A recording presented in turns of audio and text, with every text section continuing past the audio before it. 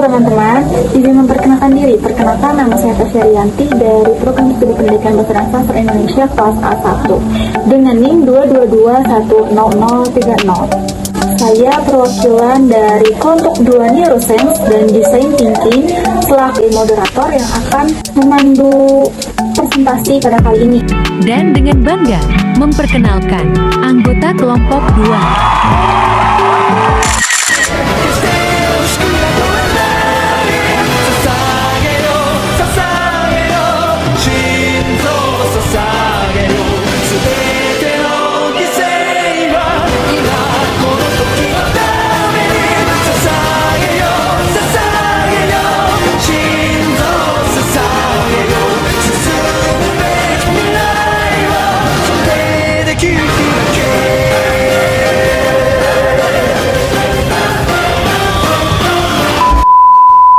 Oke baik, tanpa berlama-lama lagi kita langsung saja masuk ke pembahasan materi yang pertama, yaitu materi tentang pengertian neuroscience yang akan dipaparkan oleh rekan saya, yaitu Dr. Rizka Dining Fatimah. Pengertian neuroscience.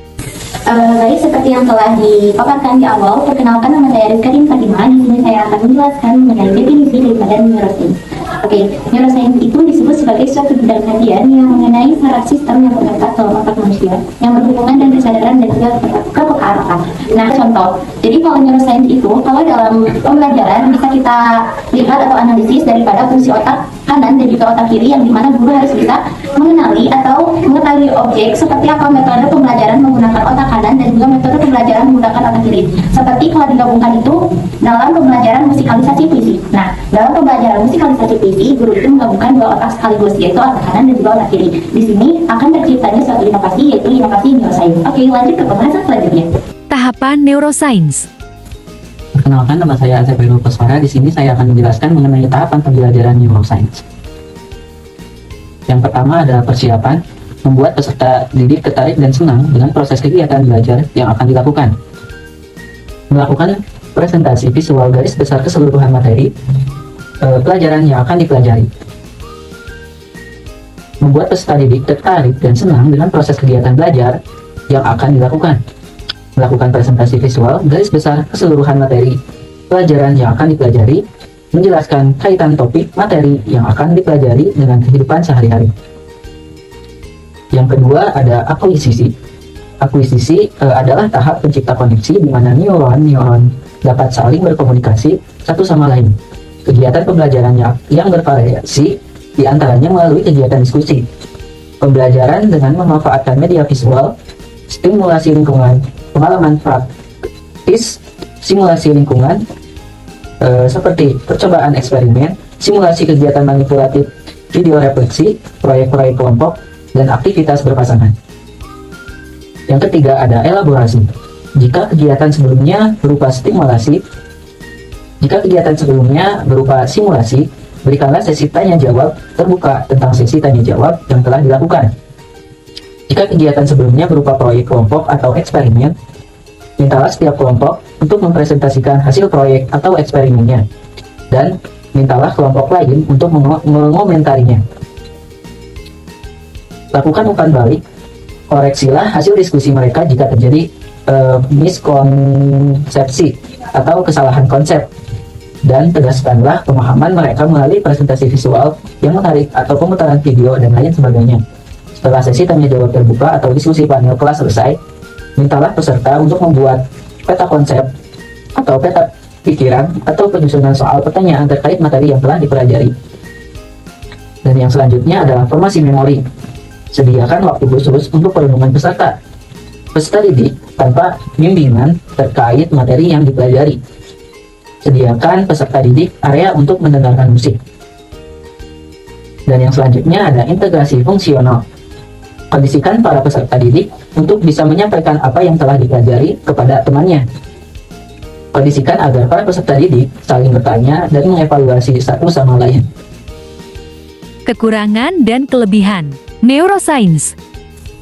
Halo, nama saya Desti Laili Fatimah dengan NIM 2221038. Di sini saya akan melanjutkan tentang pembahasan dari kelebihan dan kekurangan neuroscience menurut Winarno tahun 1994. Nah, apa aja sih kelebihan dan kekurangannya? Yang pertama ada memberikan suatu pemikiran baru tentang bagaimana otak manusia bekerja.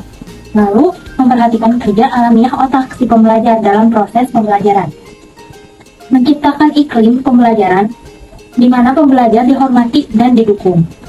Lalu, menghindari terjadinya pemforsiran terhadap kerja otak.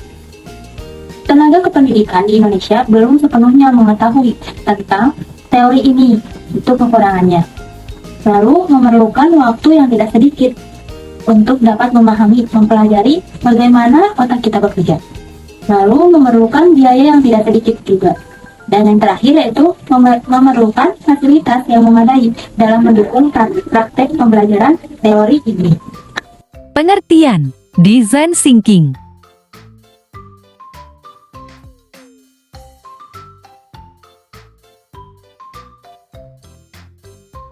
Tahapan Nah, design selanjutnya thinking. kita akan membahas tentang tahapan-tahapan dari design thinking.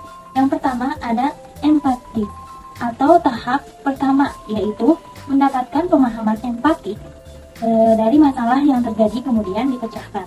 Yang kedua yaitu ada define. Pada tahapan ini, segala informasi yang didapatkan dari tahap sebelumnya dikumpulkan, dianalisis, kemudian disintesis untuk menentukan masalah inti yang dapat diidentifikasi. Yang ketiga ada ideat. Apa sih ideat itu? Jadi, ideat adalah tahap menghasilkan ide, di mana semua ide akan ditampung, lalu ditampung ini untuk menyelesaikan masalah itu sendiri. Nah, yang keempat ada prototype. Di tahapan ini merupakan versi produk yang paling kecil dengan beberapa fitur yang akan dihasilkan. Hal ini dilakukan untuk menyelidiki suatu masalah yang dihasilkan pada tahap selanjutnya. Nah, yang terakhir yaitu ada tahapan tes atau testing, yaitu pengujian yang dilakukan terhadap suatu produk kepada masyarakat atau pengguna. Kemudian hasilnya akan dilakukan perubahan dan penyempurnaan untuk menyingkirkan solusi masalah dan mendapatkan pemahaman yang mendalam terkait produk yang akan digunakan oleh pengguna.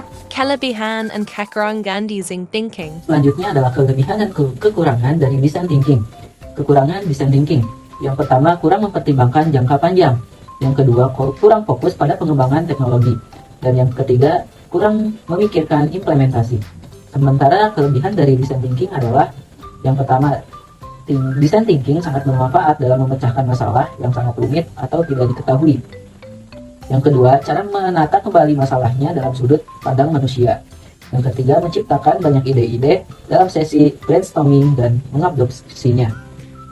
Dan yang keempat, pendekatan langsung dalam pembuatan desain awal dan melakukan uji coba.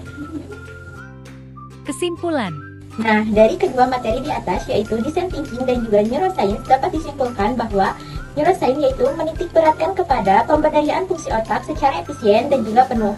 Nah, metode ini membuat pembelajaran seorang guru menjadi lebih variatif dan juga efektif karena hal ini dapat dilihat dari manfaat daripada neuroscience dan juga design thinking yang dimana hal itu dapat membantu pembelajaran menjadi lebih efektif dan juga menyenangkan. Terima kasih.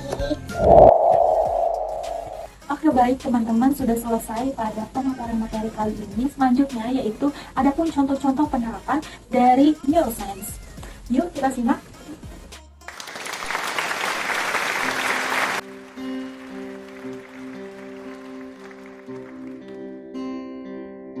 Aku masih sangat hafal nyanyian itu. Karya Gusmus. Aku masih sangat hafal nyanyian itu. Nyanyian kesayangan dan hafalan kita bersama. Sejak kita di sekolah rakyat, kita berebut lebih dulu menyanyikan. Ketika anak-anak disuruh menyanyi di depan kelas satu persatu, aku masih ingat betapa kita gembira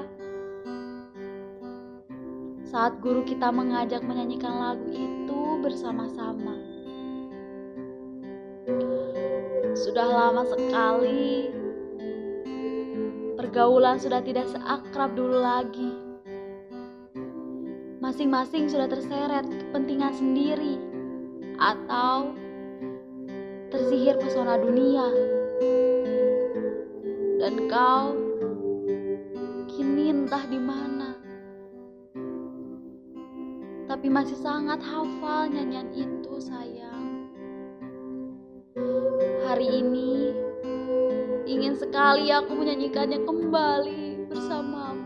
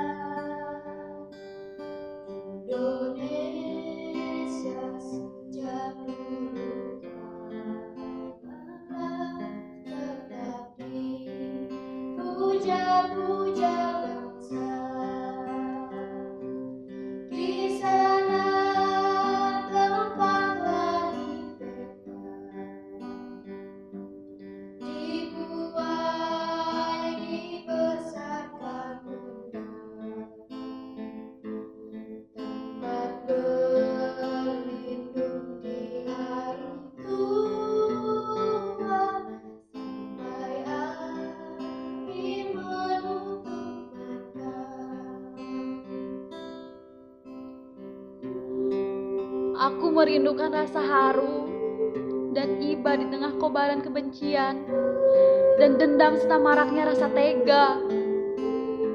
Hingga kini ada saja yang mengubah lirik lagu kesayangan kita itu dan menyanyikannya dengan nada sendu.